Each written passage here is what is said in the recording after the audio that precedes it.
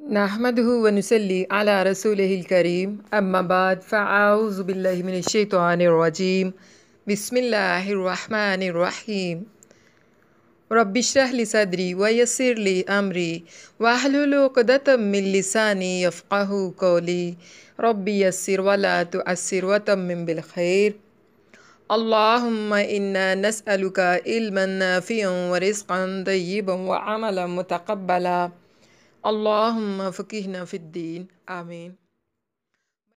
اولاد کی تربیت ایک مشکل اور تھکا دینے والا کام ہے۔ اکثر والدین اولاد کی سرکشی کی وجہ سے شدید دکھ اور تکلیف میں مبتلا ہو جاتے ہیں۔ اس سلسلے میں علامہ ابن قیم الجوزی رحمہ اللہ کہتے ہیں، بے شک گناہوں میں سے کچھ گناہ ایسے بھی ہوتے ہیں جن کا کفارہ انسان کو اولاد کی طرف سے ملنے والے غم کے سوا کچھ نہیں ہوتا، تو خوشخبری ہے اس کے لیے جو اپنے بیٹوں کی تربیت کا اہتمام اس طریقے پر کرتا ہے جو اللہ سبحانہ و تعالیٰ کی پسند اور رضا کا ہے، اور خوشخبری ہے اس کے لیے جس کے لیے اولاد کی تربیت میں تکلیف اٹھانا اس کے گناہوں کا کفارہ بن جاتا ہے۔ اس لیے اگر تم اپنے بیٹوں میں کوئی ایسی بات دیکھو جو تمہیں ان کی تربیت کے معاملے میں تھکا دیتی ہو تو اپنے رب سے اپنے گناہوں کی بخشش طلب کرو۔ مقاتل بن سلیمان رحمہ اللہ منصور عباسی خلیفہ کے پاس ہے۔ جس دن ان کی خلافت پر بیعت کی گئی تو منصور نے ان سے کہا، اے مقاتل، مجھے کچھ نصیحت کیجیے۔ تو مقاتل کہنے لگے، کیا میں تمہیں اس میں سے نصیحت کروں جو میں نے دیکھا یا اس میں سے جو میں نے سنا؟ تو منصور نے کہا، اس میں سے جو آپ نے دیکھا ہے۔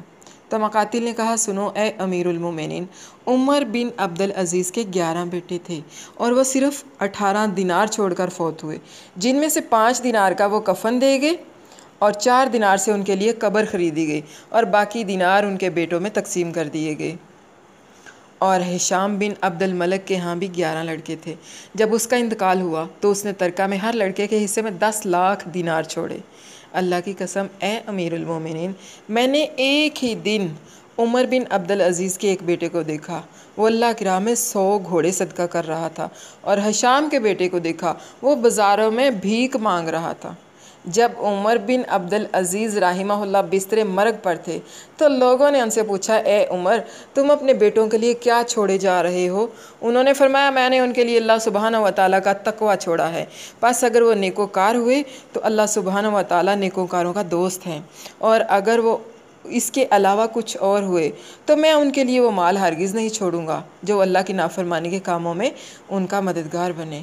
یہ بڑی قابل غور بات ہے کہ عموماً لوگ مال جمع کرنے کے لیے سخت محنت اور مشقت کرتے ہیں اور اپنی اولاد کا مستقبل محفوظ کرنے کے لیے بڑے پیمانے پر کوششیں کرتے ہیں، کیونکہ وہ یہ سمجھتے ہیں کہ ان کی موت کے بعد ان کی اولاد کے پاس مال ہوگا تو ہی وہ خوشحال رہیں گے اور امن میں ہوں گے، جبکہ وہ اس سے زیادہ بڑے امان جو کہ اللہ کا تقوی ہے اس سے غافل رہتے ہیں اور اپنی اولاد کو تقوی کا توشہ ہی نہیں دیتے۔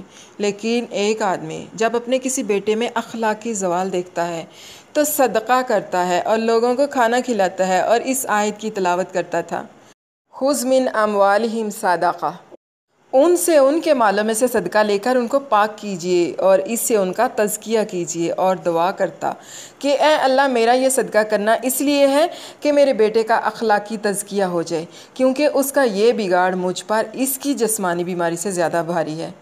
اسی طرح ایک اور شخص کے بارے میں بتایا جاتا ہے کہ غربت کی زندگی گزارنے کی وجہ سے جب وہ صدقہ کرنے کے لیے کچھ نہ پاتا اور اس کا بیٹا اس کو ستاتا تو وہ رات کو قیام اللیل میں سورۃ بقرہ پڑھ کر دعا کرتا اور یوں کہتا کہ اے اللہ، یہ میرا صدقہ ہے، تم مجھ سے قبول کر لے اور اس کی وجہ سے میرے بیٹے کی اصلاح فرما دے۔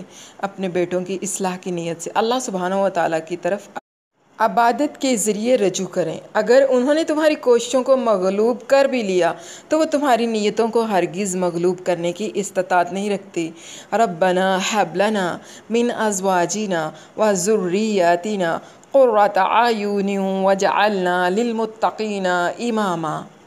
ربنا ہب لنا من ازواجنا وذریاتنا قرۃ اعین واجعلنا للمتقین اماما۔ ربنا ہب لنا من ازواجنا وذریاتنا قرۃ اعین واجعلنا للمتقین اماما۔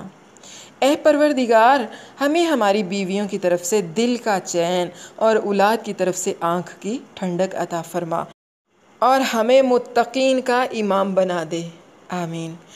تو اپنا یہ معمول بنا لیں کہ ہر فرض نماز کی آخری رکعت میں درود اور دعا کے ساتھ اس دعا کا بھی اضافہ کر لیں، انشاءاللہ انتہائی مجرب پائیں گے۔ اللہ تعالی ہمارے بچوں کو صحیح معنوں میں امت کا سرمایہ اور ہمارے لیے صدقہ جاریہ بنا دے، آمین۔ سبحان ربک رب العزت عما یصفون وسلام علی المرسلین والحمد للہ رب العالمین۔